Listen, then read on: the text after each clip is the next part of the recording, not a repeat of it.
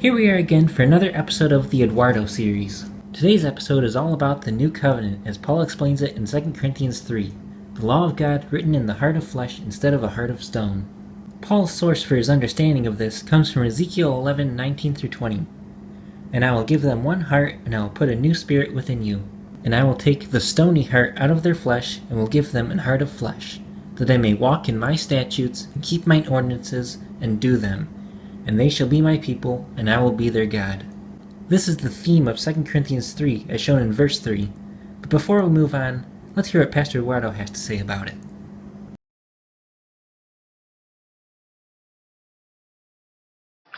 And then, moving over to 2 Corinthians chapter 3, there's another reason why we don't keep the law of Moses.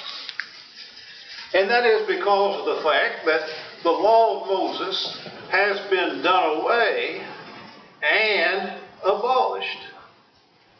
Now, as you read this section, sometimes, if you're like me, you may have to read it a few times before it takes shape in your mind, because he uses some expressions that perhaps we're not familiar with. And if we're not familiar with those expressions, then we should first search the scriptures to find out what Paul means when he uses those expressions, just like the Bereans of Acts 17:11 would do. These were more noble than those in Thessalonica, in that they received the word with all readiness of mind, and searched the scriptures daily whether those things were so. Before we read 2 Corinthians 3, we should have already read the law, the prophets, the Psalms, the Gospels, Acts, and Paul's epistles of Romans and 1 Corinthians.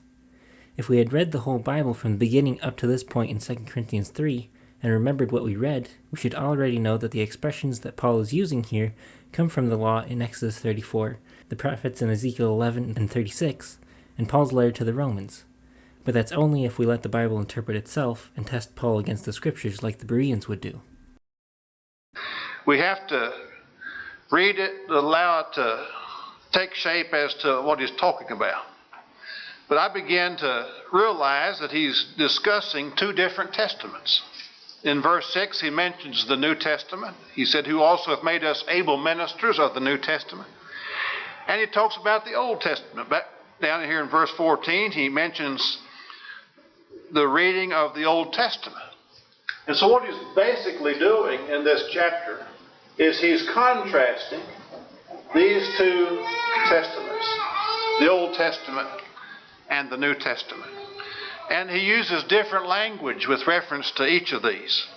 When he talks about the Old Testament, he speaks of that which was written on tables of stone. Notice in verse 3, he says, for as much as ye are manifestly declared to be the epistle of Christ, ministered by us, written not with ink, but with the Spirit of the living God, not in tables of stone, but in fleshly tables of the heart. And so he's contrasting tables of stone with other kinds of tables. He's talking now about tables of men's hearts. You remember in the Old Testament when Jeremiah foretold the coming of a new covenant, he said that the law would be written in their hearts.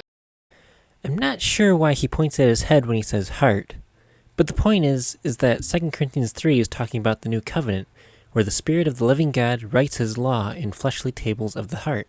He said that the law would be written in their hearts in Jeremiah 31 through 34. And then also in 2 Corinthians 3 and verse 7, he talks about if the ministration of death written and engraven in stones was glorious. And so something was written on tables of stone, and then there's something that was written on tables of men's hearts. Yes, you just quoted it from Jeremiah. The law was written in their hearts. Now, as he talks about the Old Testament, notice in verse 6, he identifies it as the letter. He said, who also hath made us able ministers of the New Testament, not of what? The letter, but of the Spirit. And so you have a contrast here between the letter and the Spirit. And he says in verse 6, for the letter killeth, but the Spirit giveth life. And so the letter killeth, but the Spirit giveth life. See the difference, see the contrast between these two testaments. Pastor Edwardo is beginning to paint a very dark and distorted picture of the law for us. The fact that the letter killeth is actually a good thing if we know who or what is being killed. And the answer to that is given by Paul himself. It is the old man. Look at Romans 6:3-11. Know ye not that so many of us as were baptized into Jesus Christ were baptized into his death? Therefore we are buried with him by baptism into death, that like as Christ was raised up from the dead by the glory of the Father, even so we also should walk in newness of life. For if we have been planted together in the likeness of his death, we shall be also in the likeness of his resurrection. Knowing this, that our old man is crucified with him, that the body of sin might be destroyed, that henceforth we should not serve sin. For he that is dead is freed from sin. Now if we be dead with Christ, we believe that we shall also live with him, knowing that Christ being raised from the dead dieth no more. Death hath no more dominion over him.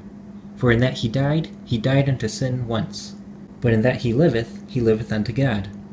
Likewise reckon ye also yourselves to be dead indeed unto sin, but alive unto God through Jesus Christ our Lord. Our old man is killed by the letter, which is a good thing. Would you want your sinful man to live? Now in verse 7, he talks about the ministration of death. What's the ministration of death? That which was written and engraven in stones. The Old Testament is identified as the ministration of death. Or it's also spoken of as the ministration of condemnation. Verse 9, if the ministration of condemnation. Psalm 19:7 says that the law of the Lord is perfect, converting the soul. The perfect law of God that was written and engraven in stones and is a ministration of death to the old man of sin, to convert the soul from one that walks after the flesh to one that walks after the Spirit. God said in Leviticus 18:5, Ye shall therefore keep my statutes and my judgments, which if a man do, he shall live in them. I am the Lord. Moses said in Deuteronomy 32:46-47, Set your hearts unto all the words which I testify among you this day, which ye shall command your children to observe to do all the words of this law. For it is not a vain thing for you, because it is your life, and through this thing ye shall prolong your days in the land, whither ye go over Jordan to possess it.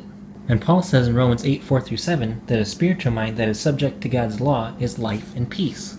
The law was given so that we could live, but the law also brings death, but it is death to the old sinful nature, which is why Paul writes, For I was alive without the law once, but when the commandment came, sin revived, and I died. And the commandment which was ordained to life, I found to be unto death. For sin, taking occasion by the commandment, deceived me, and by it slew me. Wherefore the law is holy, and the commandment holy, and just, and good. Was then that which is good made death unto me? God forbid. But sin, that it might appear sin, working death in me by that which is good, that sin by the commandment might become exceeding sinful. For we know that the law is spiritual, but I am carnal, sold under sin. But on the other side, he, in verse 8, talks about the ministration of the Spirit.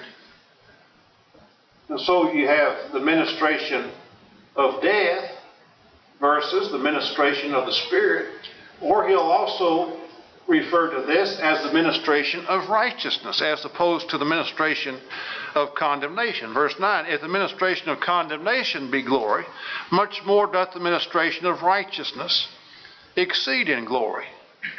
Okay, when he talks about the Old Testament letter that kills, the ministration of death or condemnation, he talks about it being glorious. The Old Testament had some glory. And he speaks about that in 2 Corinthians chapter 3. Notice in verse 7, he said, if the ministration of death written and engraven in stones was glorious, so that the children of Israel could not steadfastly behold the face of Moses, for the glory of his countenance, which glory was to be done away. But notice in verse 9, when he talks about the New Testament, he says, if the ministration of condemnation be glory, much more doth the ministration of righteousness exceed in glory. And so the New Testament exceeds in glory. That's why he said it is rather glorious.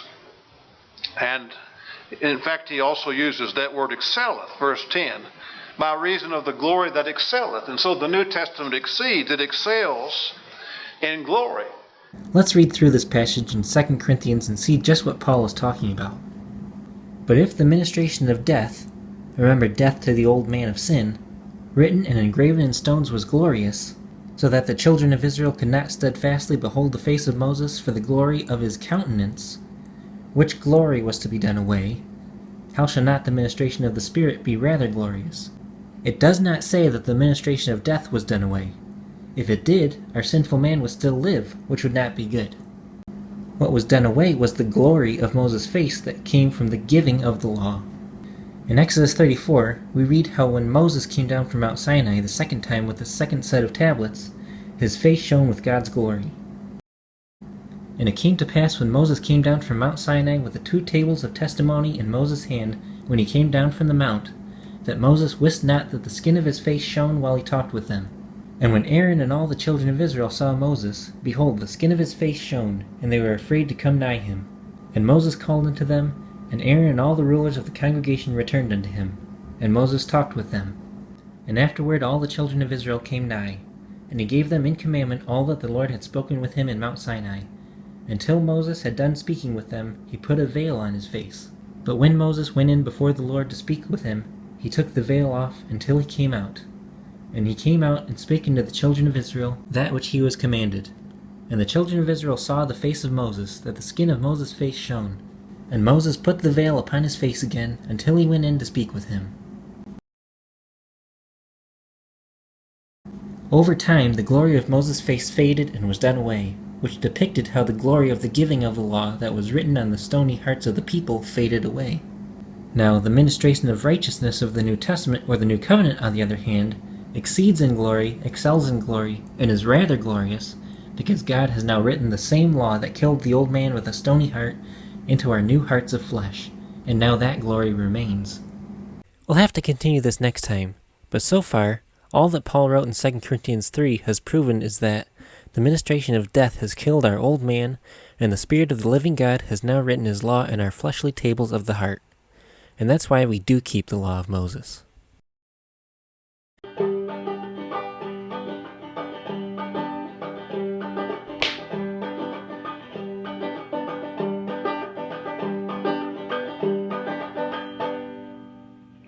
He said that the law would be written in their hearts. And so something was written on tables of stone. And then there's something that was written on tables of men's hearts. He said that the law would be written in their hearts. And so something was written on tables of stone. And then there's something that was written on tables of men's hearts.